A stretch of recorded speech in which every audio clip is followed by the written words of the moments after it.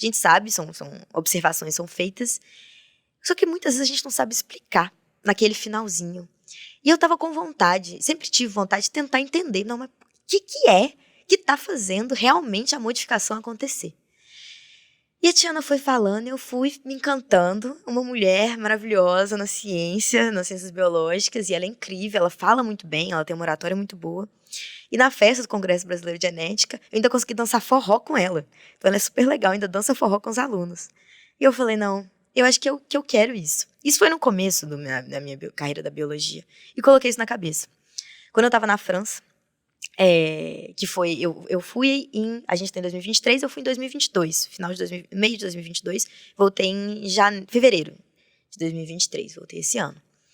E abri o processo seletivo, tanto na UFMG de genética, que era o que eu fazia, quanto aqui na USP de biologia comparada, que é onde a Tiana tá. E eu fui mais ou menos do mesmo jeito que eu fui pra França. Eu falei, eu vou tentar. Se eu conseguir, vai ser muito legal. Se eu não conseguir, tá tudo bem. Mandei mensagem pra Tiana, morrendo de medo dela não me aceitar. Falei, Tiana, eu acho que eu quero trabalhar com você. Acho sua pesquisa incrível. E quero entender como as coisas realmente funcionam. Ela me respondeu. Falou, vamos então. Conseguimos, elaboramos nossa pesquisa. A pesquisa que eu realizo hoje junto com ela, a gente elaborou junto. E eu passei na prova. E falei, quer saber? Não conheço Ribeirão, nunca tinha vindo. Eu já tinha morado em Santa Catarina, estudando baleia, 6 meses, um tempo durante a graduação também, no meu universo de coisas caóticas que eu fiz. E não conhecia Ribeirão. Falei, se eu passar na prova, eu vou. Não falei com meus pais, falei com ninguém, porque eu achei que eu não ia passar. Tô fazendo doutorado direto, né? Não fiz mestrado. Então eu falei, não tem capacidade pra isso.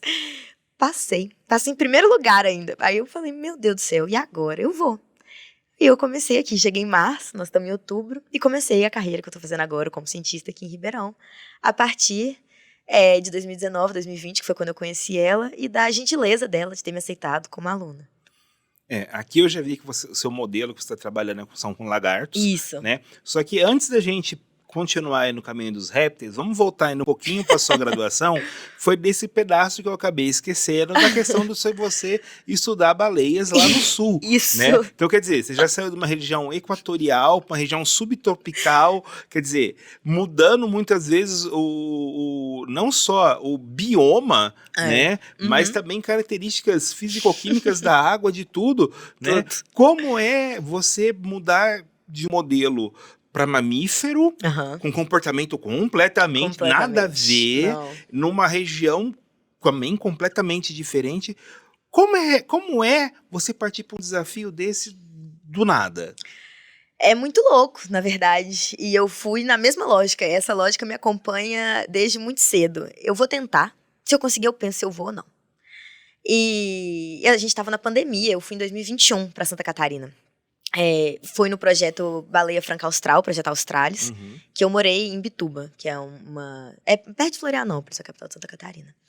E a gente estava na pandemia e eu falei, eu preciso de trabalho prático.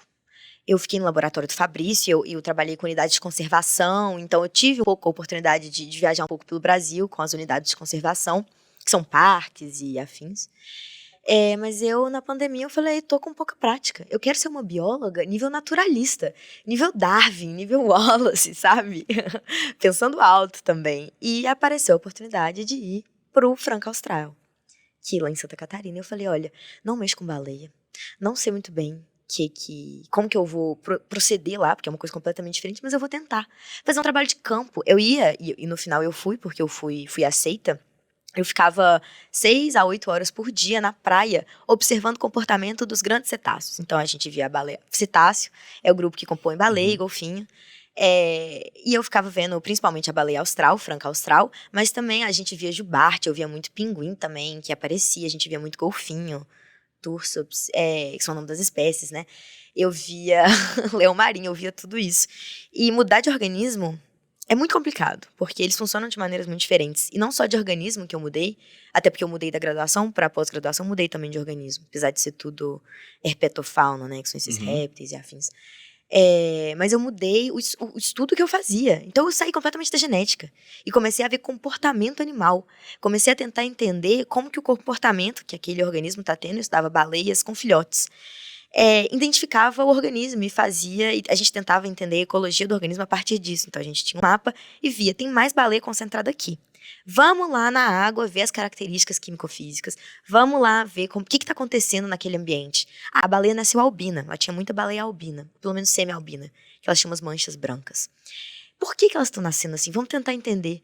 Então, mudar o que você está pensando, mudar o foco da sua pesquisa, ou mudar aquele seu desejo, seu interesse, apesar de ser difícil, vai fazer com que você entenda o mundo de uma maneira que eu acho que é mais completa. Daqueles grandes naturalistas mesmo, e até antes dos grandes naturalistas, os grandes filósofos antigos, aristotélicos e afins, socráticos e todos esses no meio do caminho, eles eram matemáticos, eles eram astrônomos, não eram biólogos, né? Porque não tinha ainda o termo cunhado, mas eram naturalistas, estudavam os animais. E a gente foi perdendo um pouco isso, obviamente porque a gente tem que se especializar, então não tô fazendo juízo de valor se é bom ou se é ruim, que a gente tá fazendo hoje. Mas sempre foi uma vontade minha tentar estudar tudo aquilo que eu podia.